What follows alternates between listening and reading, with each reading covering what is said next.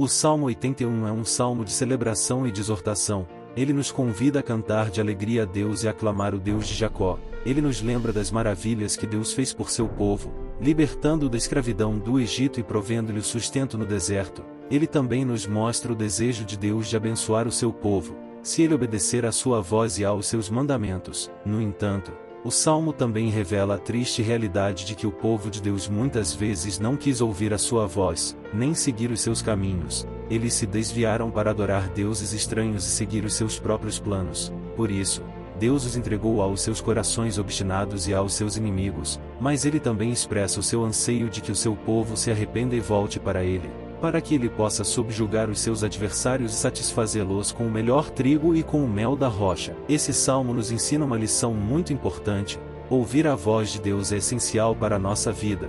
Deus nos fala de diversas maneiras, pela sua palavra, pelo seu espírito, pela sua criação, pela sua providência, pelos seus servos, pelas circunstâncias. Ele nos fala para nos revelar o seu amor, a sua vontade, a sua verdade, a sua correção, a sua orientação, a sua promessa, a sua esperança. Ele nos fala para nos abençoar e para nos fazer uma bênção. Mas nós precisamos estar atentos e dispostos a ouvir a sua voz. Muitas vezes, nós nos distraímos com as vozes do mundo, da carne, do diabo, dos nossos desejos, dos nossos medos, dos nossos preconceitos. Essas vozes nos afastam de Deus e nos levam a caminhos de morte. Elas nos enganam, nos confundem, nos acusam, nos desanimam, nos iludem, nos corrompem.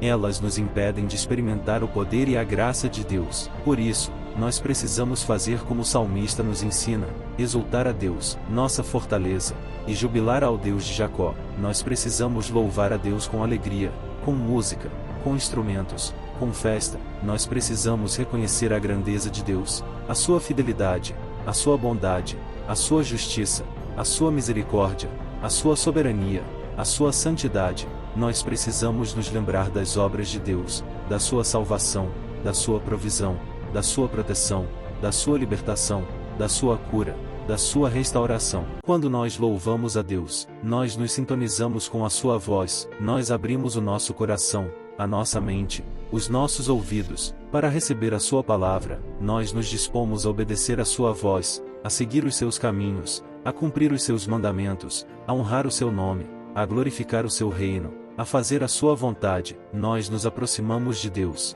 e Ele se aproxima de nós e nós entramos na sua presença, e Ele entra na nossa vida. Ouvir a voz de Deus é o segredo para uma vida abençoada.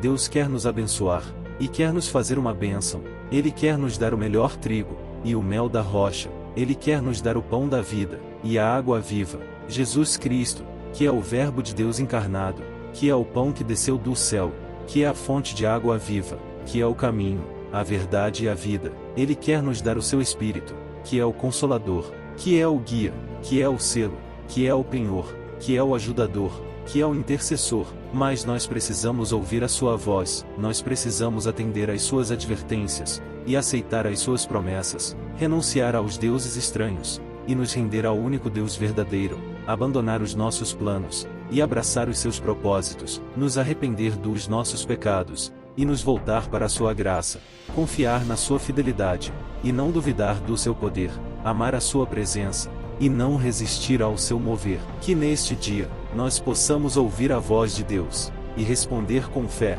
com obediência, com gratidão, com louvor.